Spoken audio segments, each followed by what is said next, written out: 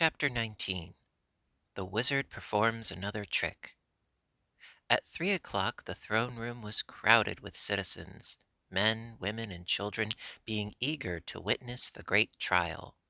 Princess Ozma, dressed in her most splendid robes of state, sat in the magnificent emerald throne, with her jeweled scepter in her hand and her sparkling coronet upon her fair brow. Behind her throne stood the 28 officers of her army and many officials of the royal household.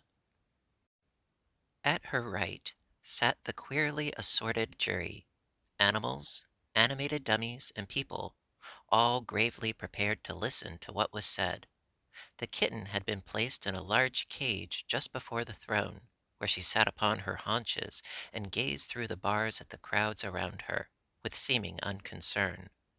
And now, at a signal from Ozma, the Woggle-Bug arose and addressed the jury.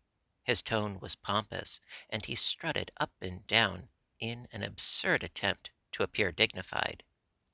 "Your Royal Highness and fellow citizens," he began, "the small cat you see a prisoner before you is accused of the crime of first murdering and then eating our esteemed ruler's fat piglet, or else first eating and then murdering it. In either case, a grave crime has been committed which deserves a grave punishment." "Do you mean my kitten must be put in a grave?" asked Dorothy. "Don't interrupt, little girl," said the Woggle-Bug. "When I get my thoughts arranged in good order, I do not like to have anything upset them or throw them into confusion." "If your thoughts were any good, they wouldn't become confused," remarked the Scarecrow earnestly. "My thoughts are always—" "Is this a trial of thoughts or of kittens?" demanded the Woggle-Bug. "It's a trial of one kitten," replied the Scarecrow, "but your manner is a trial to us all." "Let the public accuser continue," called Ozma from her throne, "and I pray you do not interrupt him." "The criminal who now sits before the court, licking her paws," resumed the Woggle-Bug, "has long desired to unlawfully eat the fat piglet, which was no bigger than a mouse. And finally she made a wicked plan to satisfy her depraved appetite for pork. I can see her in my mind's eye." "What's that?" asked the Scarecrow. "I say, I can see her in my mind's eye." "The mind has no eye," declared the Scarecrow. "It's blind."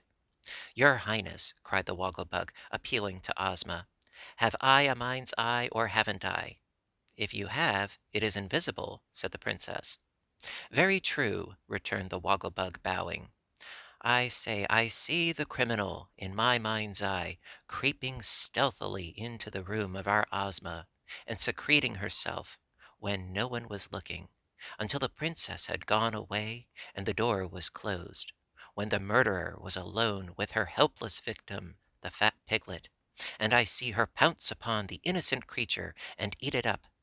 "Are you still seeing with your mind's eye?" inquired the Scarecrow. "Of course. How else could I see it? And we know the thing is true, because since the time of that interview there is no piglet to be found anywhere." "I suppose if the cat had been gone, instead of the piglet, your mind's eye would see the piglet eating the cat," suggested the Scarecrow. "Very likely," acknowledged the Woggle-Bug. "And now, fellow citizens and creatures of the jury, I assert that so awful a crime deserves death, and in the case of the ferocious criminal before you, who is now washing her face, the death penalty should be inflicted 9 times." There was great applause when the speaker sat down. Then the Princess spoke in a stern voice. "Prisoner, what have you to say for yourself? Are you guilty or not guilty?" "Why, that's for you to find out," replied Eureka. "If you can prove I'm guilty, I'll be willing to die 9 times. But a mind's eye is no proof, because the Woggle-Bug has no mind to see with." "Never mind, dear," said Dorothy. Then the Tin Woodman arose and said, "Respected jury and dearly beloved Ozma, I pray you do not judge this feline prisoner unfeelingly. I do not think the innocent kitten can be guilty, and surely it is unkind to accuse a luncheon of being a murder. Eureka is the sweet pet of a lovely little girl whom we all admire, and gentleness and innocence are her chief virtues. Look at the kitten's intelligent eyes. Here Eureka closed her eyes sleepily. Gaze at her smiling countenance. Here Eureka snarled and showed her teeth. Mark the tender pose of her soft, padded little hands. Here Eureka bared her sharp claws and scratched at the bars of the cage. Would such a gentle animal be guilty of eating a fellow creature? No, 1,000 times no. Oh, cut it short, said Eureka. You've talked long enough. I'm trying to defend you, remonstrated the Tin Woodman. Then say something sensible, retorted the kitten. Tell them it would be foolish for me to eat the piglet, because I had sense enough to know it would raise a row if I did. But don't try to make out I'm too innocent to eat a fat piglet if I could do it and not be found out. I imagine it would taste mighty good. Perhaps it would to those who eat, remarked the Tin Woodman. I myself, not being built to eat, have no personal experience with such matters. But I remember that our great poet once said, "To eat is sweet, when hunger's seat demands a treat of savory meat." Take into this consideration, friends of the jury, and you will readily decide that the kitten is wrongfully accused and should be set at liberty. When the Tin Woodman sat down, no one applauded him, for his arguments had not been very convincing, and few believed that he proved Eureka's innocence. As for the jury, the members whispered to each other for a few minutes, and then they appointed the Hungry Tiger their spokesman. The huge beast slowly arose and said, "Kittens have no consciences, so they eat whatever pleases them. The jury believes the white kitten, known as Eureka, is guilty of having eaten the piglet owned by Princess Ozma, and recommends that she be put to death in punishment of the crime." The judgment of the jury was received with great applause, although Dorothy was sobbing miserably at the fate of her pet. The princess was just about to order Eureka's head chopped off with the Tin Woodman's axe, when that brilliant personage once more arose and addressed her. "Your Highness," said he, "see how easy it is for a jury to be mistaken. The kitten could not have eaten your piglet, for here it is." He took off his funnel hat, and from beneath it produced a tiny white piglet, which he held aloft that all might see it clearly. Ozma was delighted and exclaimed eagerly, "Give me my pet, Nick Chopper!" And all the people cheered and clapped their hands, rejoicing that the prisoner had escaped death and been proved to be innocent. As the princess held the white piglet in her arms and stroked its soft hair, she said, "Let Eureka out of the cage, for she is no longer a prisoner, but our good friend. Where did you find my missing pet, Nick Chopper?" "In a room of the palace," he answered. "Justice," remarked the Scarecrow with a sigh, "is a dangerous thing to meddle with. If you hadn't happened to find the piglet, Eureka would surely have been executed." "But justice prevailed at the last," said Ozma, "for here is my pet, and Eureka is once more free." "I refuse to be free," cried the kitten in a sharp voice, "unless the wizard can do his trick with 8 piglets. If he can produce but 7, then this was not the piglet that was lost, but another one." "Hush, Eureka!" warned the wizard. "Don't be foolish," advised the Tin Woodman, "or you may be sorry for it."